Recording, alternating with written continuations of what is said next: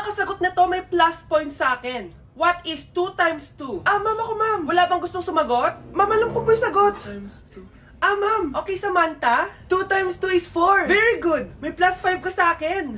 Ang daya naman. Kanina pa ako nagtataas ng kamay. Ma'am, pwede pa po ba ako mag-take ng quiz? Absent kasi ako kahapon eh. Ay, hindi na. Absent pa more. Tatamad-tamad ka kasi mag-aral. Nagkasakit po kasi ako, ma'am. Oh, ano gagawin ko?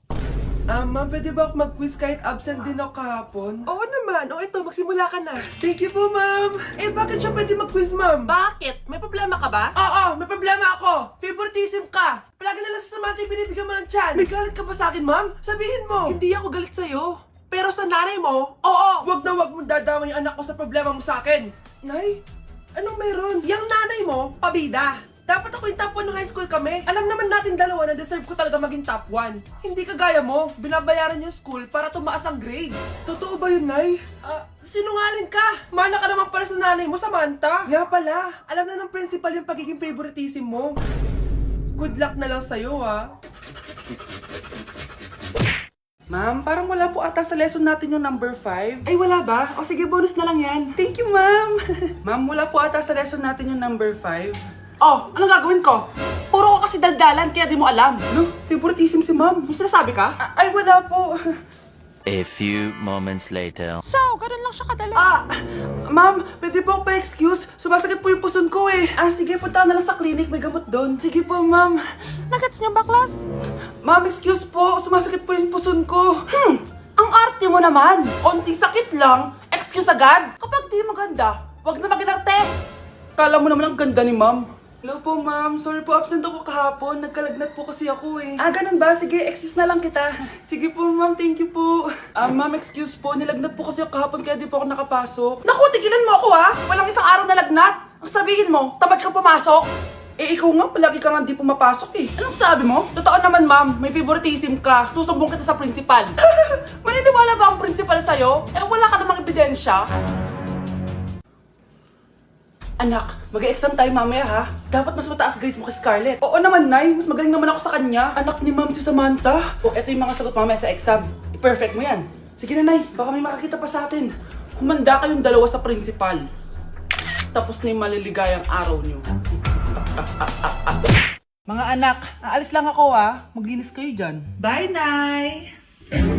At dahil wala na si Nanay, ako ang bago niyong boss. Kaya sundin yung mga inuutos ko, ha? O Kyle, ikaw na magugas ng mga plato doon ha. Wow, lakas magutos ha. Aba, nagrereklamo ka ba? Brianna, walisin mo yung mga kalat dito. Pwede ikaw naman. Walisin ko mukha mo eh. Ano sabi mo, babae ka? Hoy, ikaw Miguel. Ikaw gumawa ng assignment ko ha. Ang lala ng babaeng to. Sa bobo pa papagawa ng assignment. Matutulog lang ako ha. Dapat pagkagising ko, tapos na lahat yan ha. Nakakainis si ate. Sobrang tamad na. Dami pang inuutos. Ano magagawa natin? Favorite kasi ni nanay yan eh. Isumbong na natin niya kay nanay. Hindi pwede inaalipin niya tayo ng ganito. Anong isusumbong ha? Akala niyo hindi ko kayo naririnig? Magtrabaho kayo doon! Tama na ate! Sawang-sawa na kami. Puro kautos. Malinaw naman sa inyo, di ba? Na pag wala si nanay, ako ang boss. Sinong boss? Ha? Wala nay. Actually, kakatapos ko lang maglinis ng bahay, oh. Luh, sinungaling. Scarlett, huwag mo na ako lokohin. Hindi naman talaga ako umalis dito. Sinisigurado ko lang kung naglilinis talaga kayo lahat. At tama nga yung sinasabi ng mga kapatid mo. Na para kang boss umasta dito sa bahay. Nay. Mga anak, kayo na bahala sa ate nyo. Utusan nyo ng utusan yan. Ate, ikaw na magugas ng mga plato dun. Eto na. Pagkatapos mo dyan ate, maglaba ka ha. Oo, sige. Pagkatapos mo maglaba, gawin mo yung project ko ha. Sige boss, lahat ng utos nyo gagawin ko. Ma, saan ka punta? Alis ako, bakit? Hingi sana ang 500 sa'yo eh. Anong 400? Ang laki naman ng 300 na hinihingi mo. Ano gawin sa 200? Kala mo ba madaling kitain ng 100? 50 nga lang. Nahihirapan akong kitain yun eh. 20 pa kaya? Buti na lang, may 10 pesos ako dito.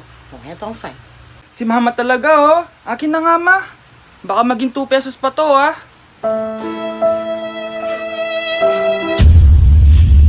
Anak! Anak! Anak, paano ka anak? Anak! Anak! Anak! Anak, kumising ka! Tulong! Tulong! Few moments later. Dok, kamusta na po anak ko? Wala na ang anak mo. Ha? Nilipat na namin siya sa ibang kwarto. Ay, kamusta naman siya, Doc? Ikinalulungkot ko pero hindi na magtatagal ang anak mo. Meron na lamang siyang 5. 5 years? Hindi, 5. 5 months? 5. 4. Doc? 3. Doc? 2.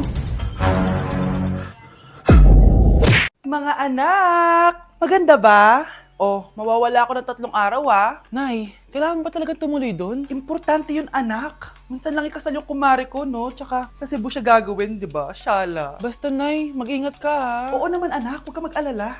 O siya, naalis na ako. Mga kapatid mo,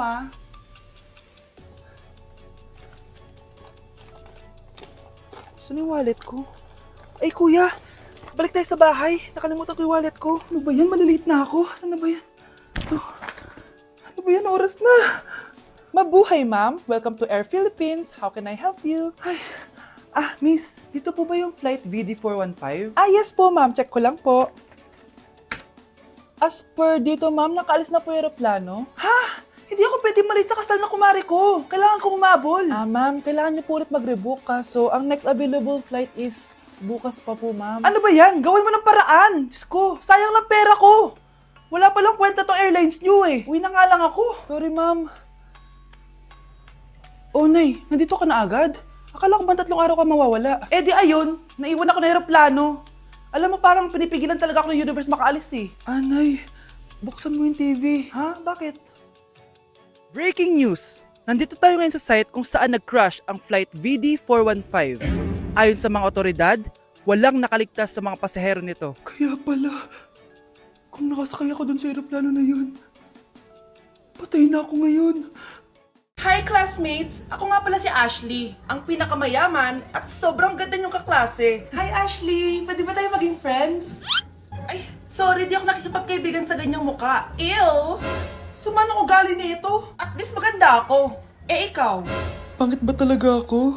Uy Scarlett, sabay na tayo kumain ng lunch. Sure! Saan? Ako na lang sabay mo kumain. Huwag na si Scarlett.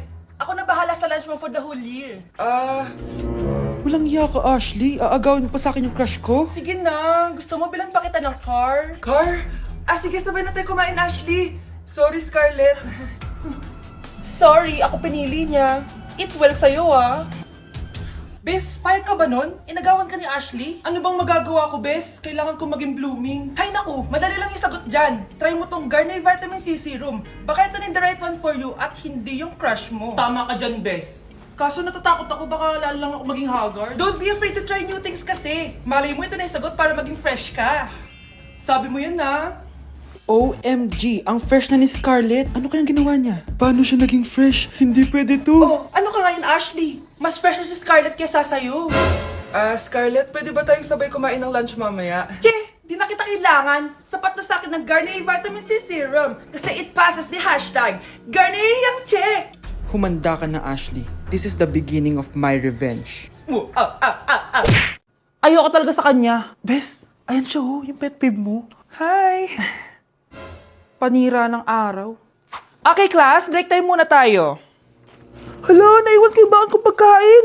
Scarlett may sobra pa ako. Baka gutom ka na. Talaga? Bibigyan mo ako? Oo, ano ka ba? Gusto ko maging close tayo. Parang bumabait tong pet peeve ko, Hala, may quiz pala tayo. Bes, sabay tayo mag-review mamaya, ha? Naku, sorry, Bes. Kakain kasi kami ng jowa ko mamaya. Hindi mo ba kaya mag-isa? Ano ba yan? Ako na lang, sabay tayo mag-review. Tsaka, may reviewer din ako dito, Ayan na naman siya.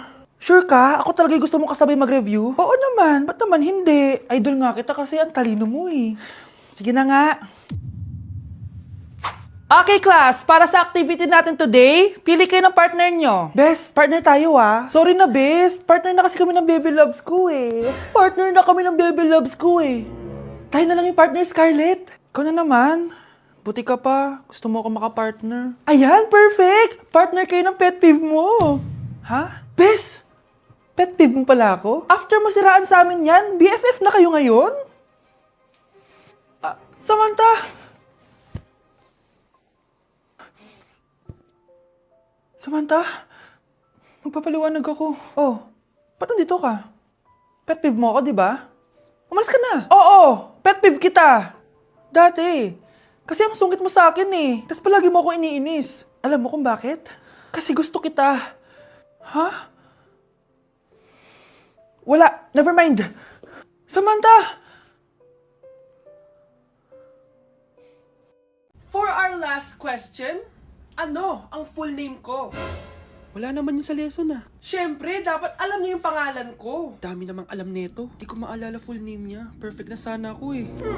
Kapag di niyo nasagutan yan, minus 10 kayo sa akin. Aba ma'am, paano namin malalaman yung full name mo? Eh di ka naman nagpakilala sa amin. Ano ka, sikat? Artista? Ang lakas mo mag-minus kapag di nasagutan yung full name mo? Sige nga, ano full name ko? Kapag di mo nasagutan, ma-minus ko yung sweldo mo. Tsaka magagamit ba namin yan kapag nagtrabaho na kami? Di naman, di ba? Pakinamin sa full name mo.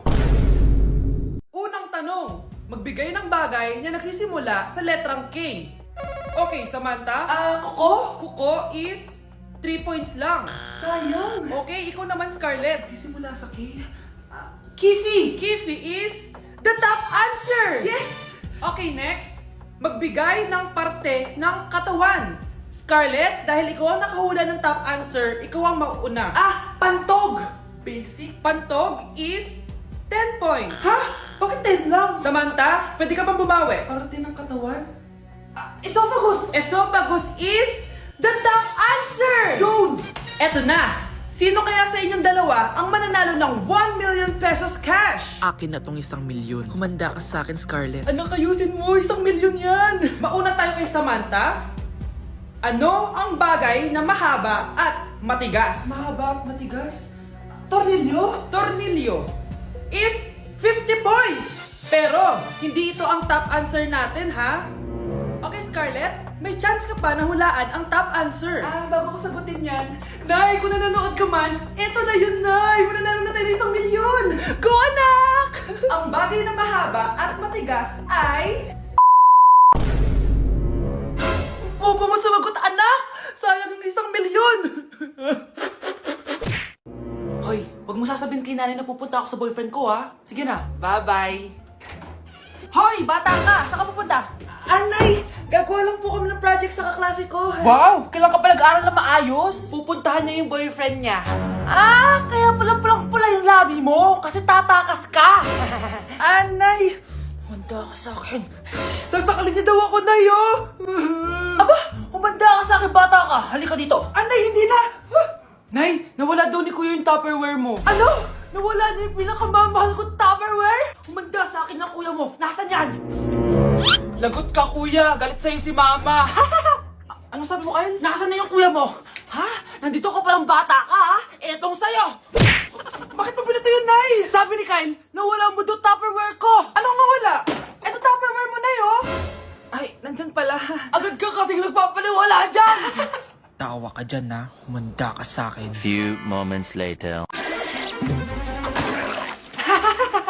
Boring naman ang pinapanood mo. Palitan natin yung mas nakakatawa. Sige, kuya.